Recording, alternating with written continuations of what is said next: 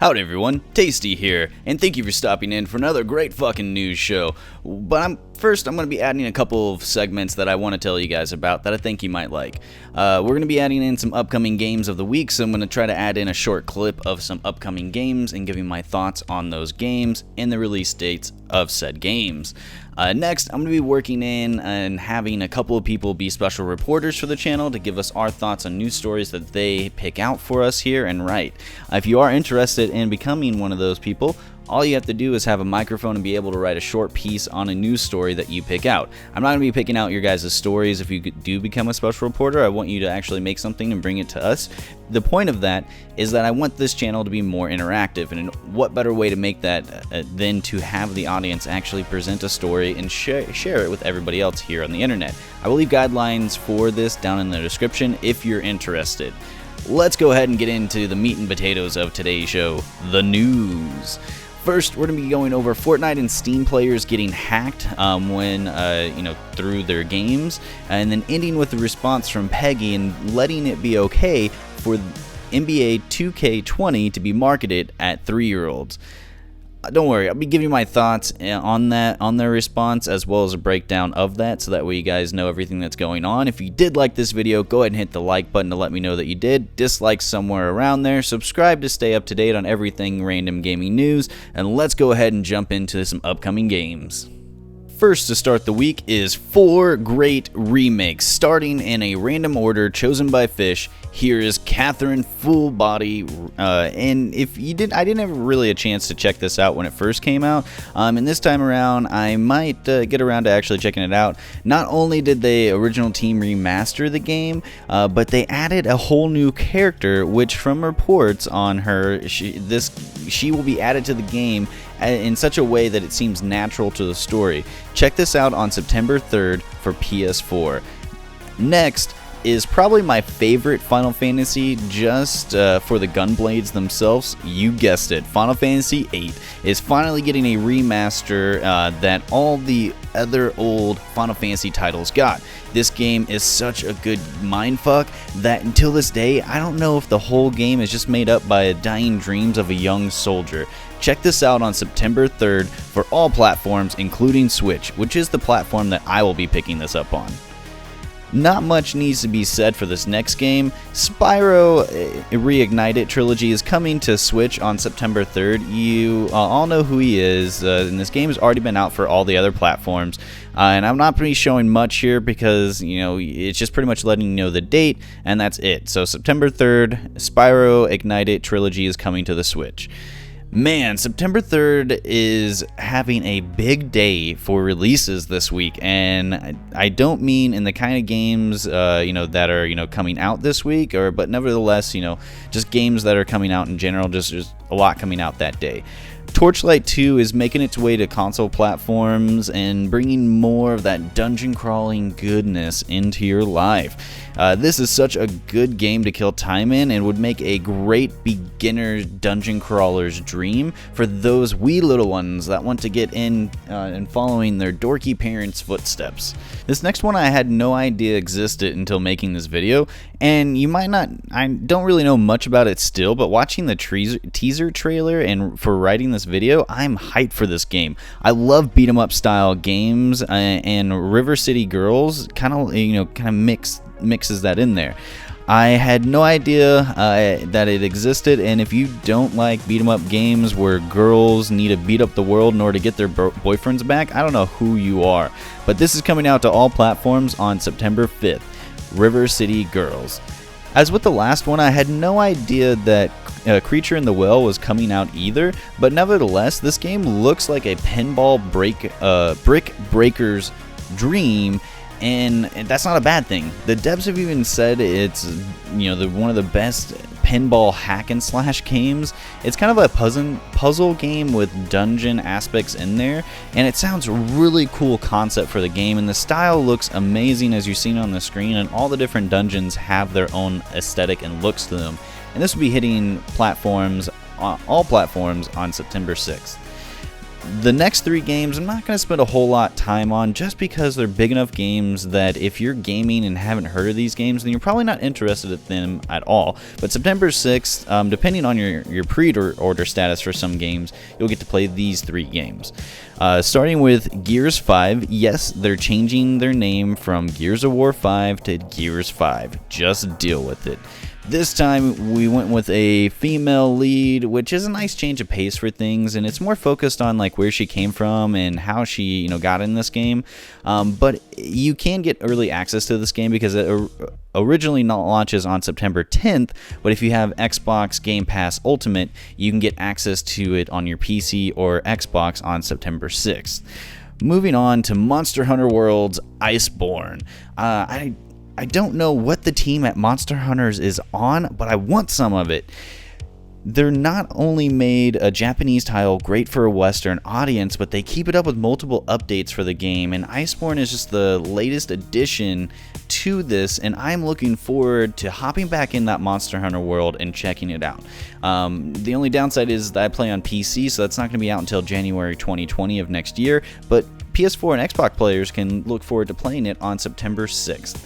Lastly is one of the worst games out on the market I can ever think of, NBA 2K20. I'm not interested in this game in one bit, and I am ashamed for the things that this game does to trick anybody out of their money, and I'm not going to promote much of this. You can look at what platforms that it's on if you want. That's completely up to you.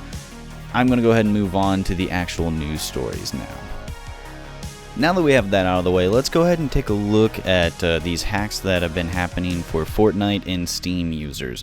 Let's look at these as 2 separate things at the moment, just to make it a little bit easier to explain. Fortnite, the reason people are getting hacked is simply that it is a competitive game and people want to have the best edge at winning that wanna chicken dinner at the end of the game. So they're getting messages stating that they could get a free aimbot or other ways to see competitors on the map, and they take it.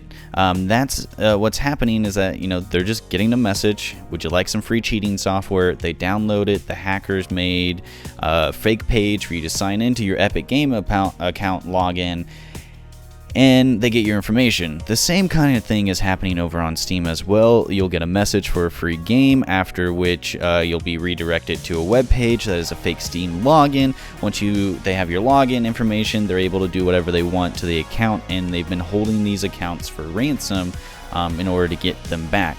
Now, I see it as karma when it comes to the actual Fortnite players that want to cheat in the competitive online game. That's what you get for doing shady things. You get shade thrown back your way. But the Steam users, that's a little bit fucked up.